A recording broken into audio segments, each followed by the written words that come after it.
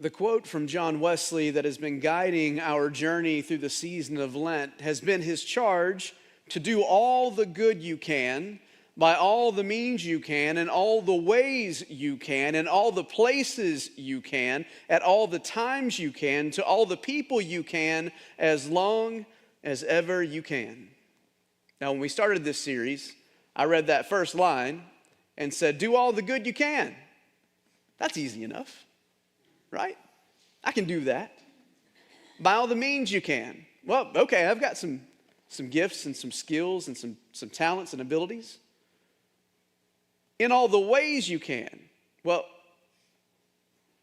okay, that means more than just the things I have at hand. In all the places you can. This is called complexifying, by the way. John Wesley is complexifying the call. In all the places you can. All the places? At all the times you can? Seriously, this is getting daunting. To all the people you can? I mean, I don't like all the people. I like some of the people some of the time. But me most of the time. And then Wesley closes his charge with this punctuating phrase. He says, do all the good you can as long as ever you can. And maybe that is the hardest part of this whole charge. Last week we identified that it's one thing to do good in a moment of inspiration to people who like you or that you like. It's one thing to serve, friends, when the energy is high. It's one thing to respond when the need is obvious and the gratitude is immediate. It's another thing to do good over time, right? It's another thing to remain faithful when the work becomes ordinary or boring or hard. It's hard to do all the good you can when the years begin to stack up and the results come slowly. When leadership changes or the seasons happen to shift, when life gets heavy and the road gets steep. When you have to decide again and again and again whether you will keep going. Wesley's charge to do all the good we can as long as ever we can, friends, it's about endurance. It's about perseverance. It's about a faith that doesn't just burn bright and hot for a moment like a spark before it fades into the darkness. But instead, it's about a faith that keeps showing up, keeps loving, keeps serving, keeps trusting, keeps giving, keeps bearing witness over and over and over again. And that makes this a fitting word for us as we enter into this season of celebrating 70 years of ministry here at Pittman Park, 70 years of worship and witness, 70 years of baptisms and funerals, 70 years of Sunday school classes and choir rehearsals, and potlucks, and mission trips, and fried chicken, and mac and cheese. Wait, I'm getting hungry. It's lunchtime, isn't it? Covered dishes, altar prayers, 70 years of children's laughter and hospital visits, Bible studies, and ordinary acts of grace. And yet this celebration, it's not just a celebration of what has been, it's also a challenge. And it raises some questions for us about what comes next. What does it look like for us to do good faithfully for the next 70 years? What does it look like for us to be the kind of church that doesn't just remember God's faithfulness in the past, but lives faithfully into God's future? Friends, Psalm 78 is a psalm that I have never preached on. But I love the heart of it.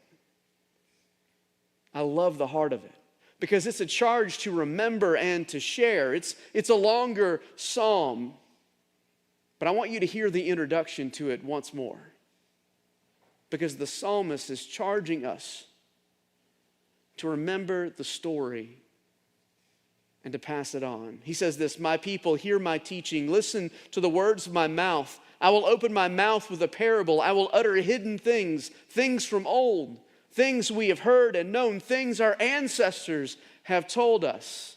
We will not hide them from our descendants. We will tell the next generation the praiseworthy deeds of the Lord, his power, and the wonders he has done. He decreed statutes for Jacob and established the law in Israel, which he commanded our ancestors to teach their children, so the next generation would know them. Even, friends, even the children yet to be born, and they, in turn, would tell their children. Then they would put their trust in God and would not forget his deeds, but would keep his commands. The psalmist goes on to say, they would not be like their ancestors, a stubborn and rebellious generation, whose hearts were not loyal to God and whose spirits were not faithful to him. The psalmist gives this beautiful charge, right? This beautiful command. And what the psalmist is saying is that our faith, the faith that we have in Jesus Christ, it is never meant to stop with us. It's not for us to safeguard and to protect it.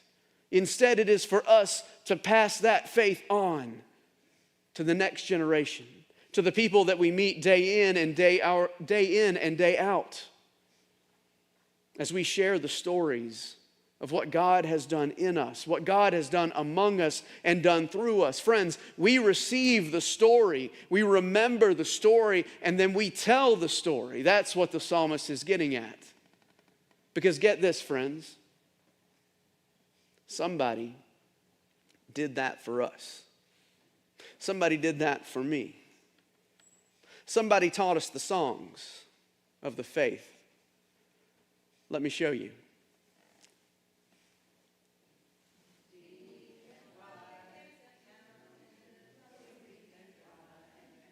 I hadn't even started singing yet. Some of you are praising God right now. Somebody received the story of faith, remembered the story, and then told us the story. Somebody handed us a Bible. Maybe it was in third grade. Somebody prayed for us before we knew how to pray for ourselves. Somebody opened the doors of the church for us. Somebody taught Sunday school class for us. Somebody gave money when money was tight. Somebody visited the hospital. Somebody stood beside us as we were weeping and filled with grief. Somebody showed us what it looks like to keep on trusting Jesus. Friends, we are here in this room today not because of our faithfulness, but because of the faithfulness of those who've come before us. It's true in the life of every single believer. It's true in the life of every church. No church just appears out of thin air. Every congregation is a testimony built on decades of prayer and sacrifice and love and service. And as we step into our 70th year of ministry, we're not just celebrating an institution, friends. We're not celebrating surviving. We're celebrating the faithfulness of God. The faithfulness of God working through generations of ordinary people who just kept on saying yes to God and yes to one another. Yes to God and yes to one another. If you look back at Psalm 78, the heart is not, look what we built. Look how great we did. Look at what all we have accomplished. That matters, friends, because we're always tempted to become nostalgic in a way that makes our past the hero. But Scripture, it keeps recentering us. The hero of the story of faith is not us. The hero is God. God himself. So as we remember not to congratulate ourselves, but to give all the glory to God for the great things that he's done. Not to preserve memories like museum pieces or those knickknacks in your aunt's house that you couldn't touch because they were in the thing behind the glass case. You know what I'm talking about? Precious Moments dolls, maybe? Forgive me if I offended anyone with that. Friends, we're called to bear witness. Not to live in the past, but to give the future roots by sharing what God has done. We're not here to preserve the past. We're here to sink deep roots by sharing the story of God's faithfulness and God's love. Sharing the story of who we are to a world that needs the love and grace that we know. Growing up, I got to spend a lot of time with my grandmother and grandfather at their house during the summer. They were charged with watching over my brother and I when my parents were at work. And I remember that in the kitchen, because we spent a lot of time cooking with Grandma in the kitchen, that she had this box. And it wasn't just out in the open. It was kind of tucked away behind a little corner cabinet. And you had to go and find it. And she would go and find it. And to be honest, that box was a little crusty looking. You know what I mean? It was a white recipe box that had been touched by 1,000 different sets of hands, passed down from one generation to the next. Inside that box were little scraps of paper and index cards. Some notes written in pencil, some written in pen, some in whatever was available at the time. It's a little box filled with recipes. My grandma, she rarely pulled it out because she could cook anything. Biscuits. Well, that was enough, just biscuits. But when she pulled that box out, something happened. She would pull the box out and open it up and begin putting the recipe together. But she'd also begin to tell us the story of how she baked this cake for my aunt's wedding. How she made this pie when one of our cousins passed away. That box was stained and crusty, and the recipes had faded and were all but falling apart. But the value in that was not the paper or the box or the ink, not even in the handwriting on the paper. The value, friends, is what that little box transmits. The story of my family and their journey from Clyde down to the coast. The story of my great-grandparents and cousins and friends. When we cooked with Grandma, we received not just the dish, but the story. And somehow we began to remember who we are. And we get to pass those stories on. In much the same way, we pass on what we've received in our faith, because we know that what is being passed down is more than just a book filled with ink and rules. What's being passed on is the very words of life that reform and reframe everything about us. And it's all a gift. Look in the pews in front of you. There's some sunburnt hymnals in there. And more than a few of them, if you open up the front cover, have a little plate inside with the name of someone that you will never meet. And perhaps you will never know. People who helped build this church.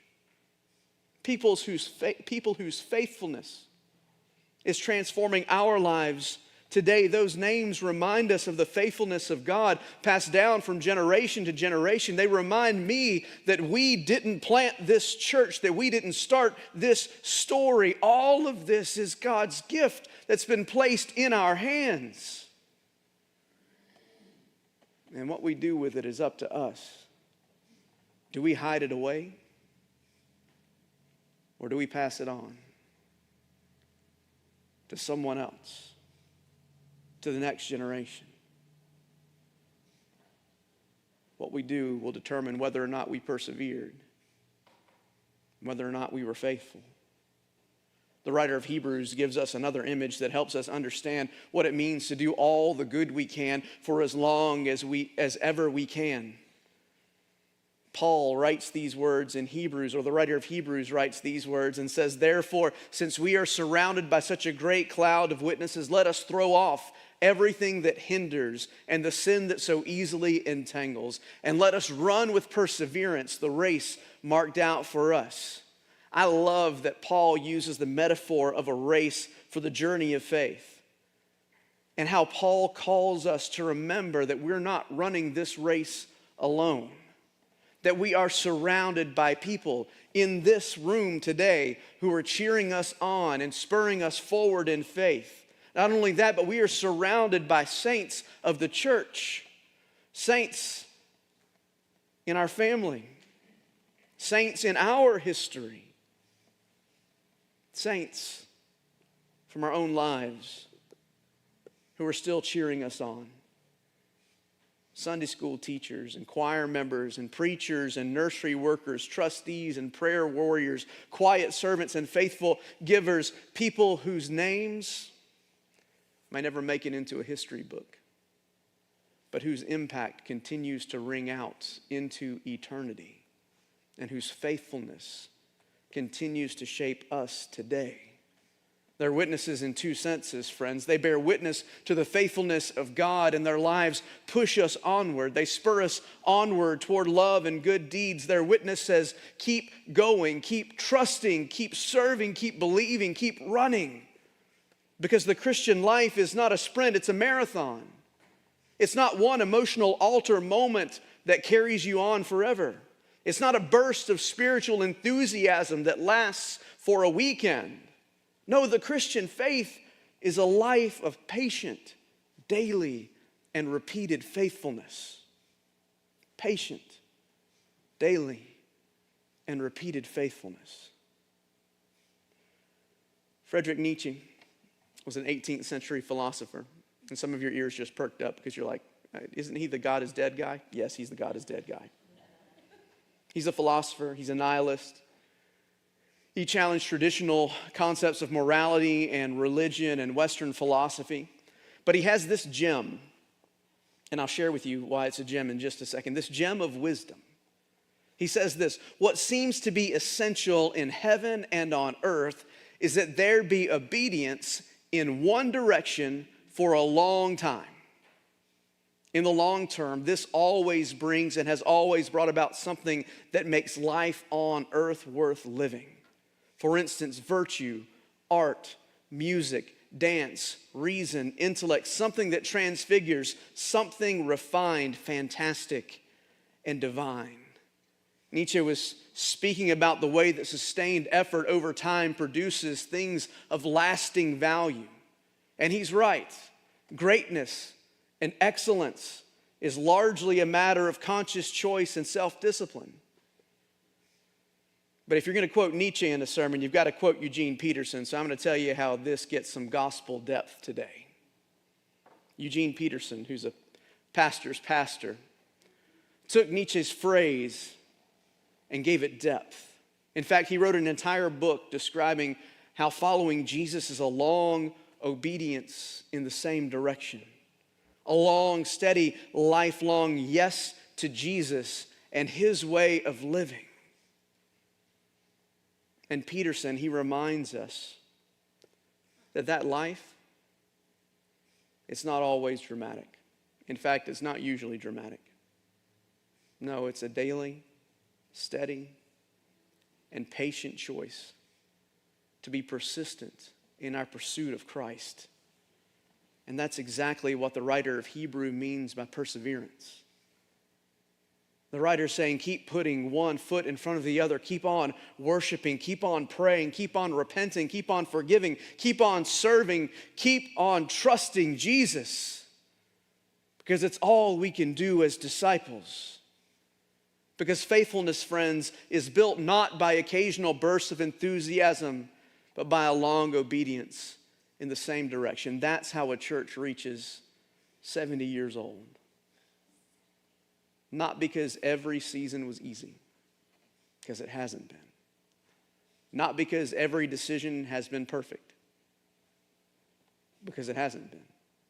Not because every generation has had the same strength, not because there were no disagreements or hardships or setbacks, but because over time, people kept showing up, saying yes to God and yes to each other. Like so many of you did yesterday at our church-wide workday. Like so many of you will do tomorrow night at charge conference and church council meeting.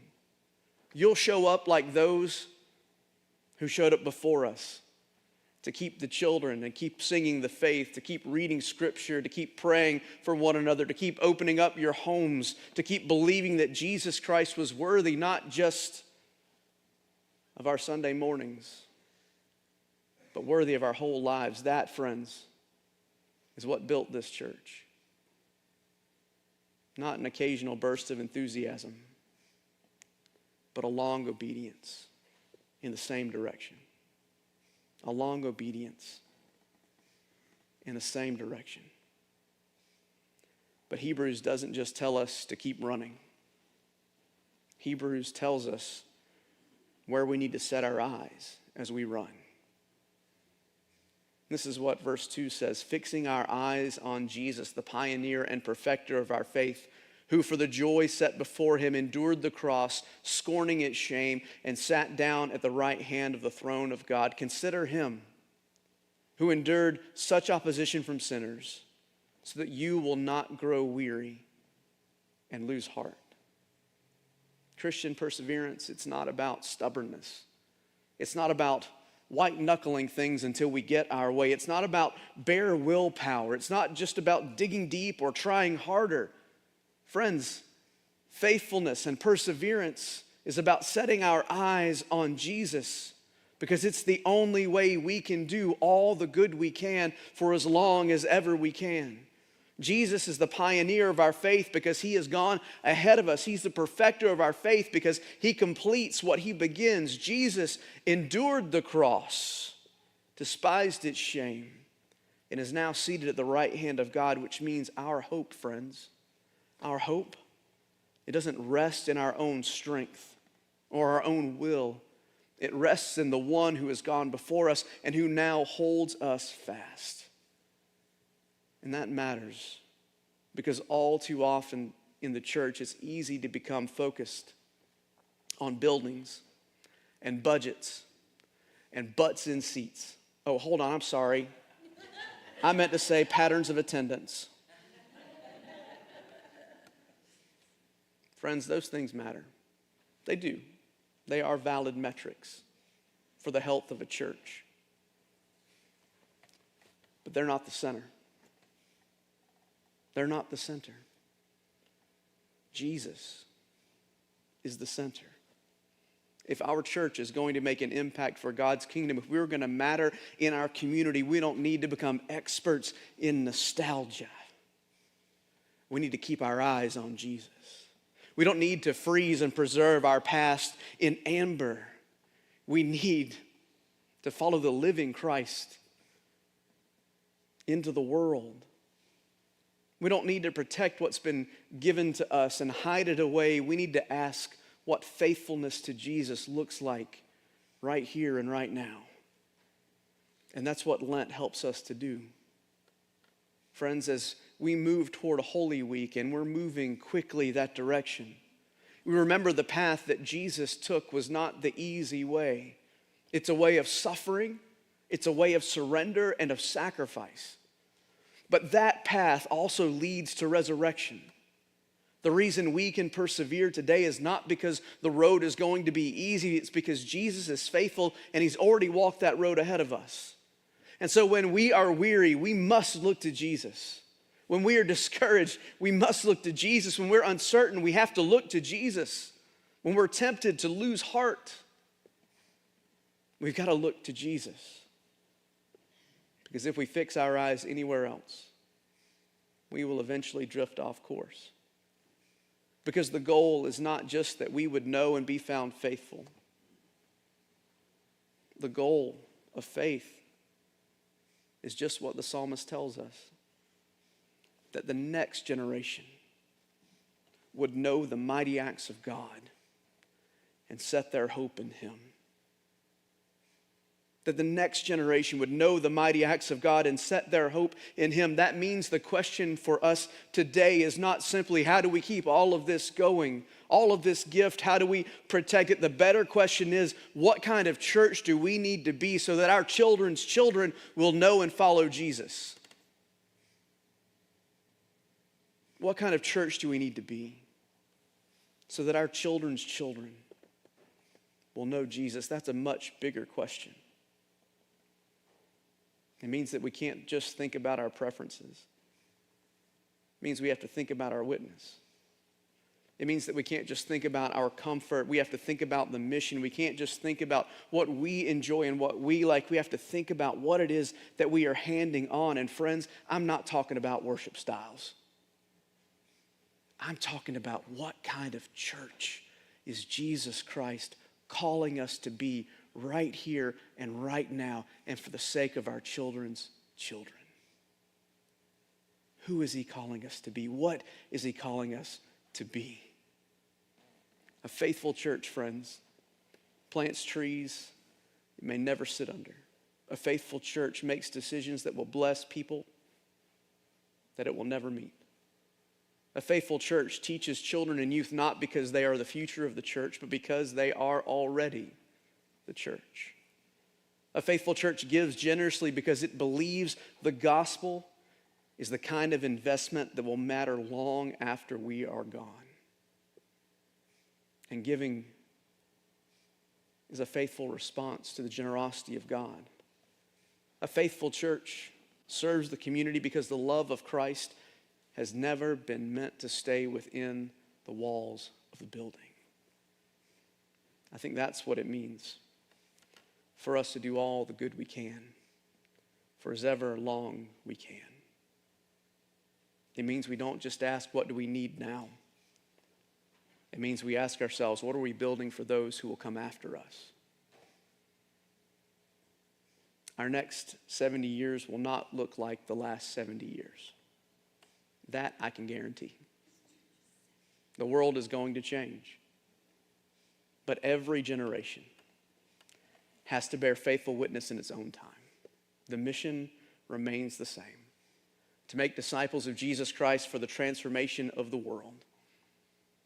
The mission is to know Christ, to make disciples, to love our neighbors, to welcome the stranger, to serve the poor, to do all the good, to teach the faith, to worship the living God, to pass on the story. That is the work. That is what we must persevere in. Well, we keep on going, even when it's hard. Even when things aren't going our way. Well, we keep on doing all the good we can for as ever long we can. That, friends, is the question.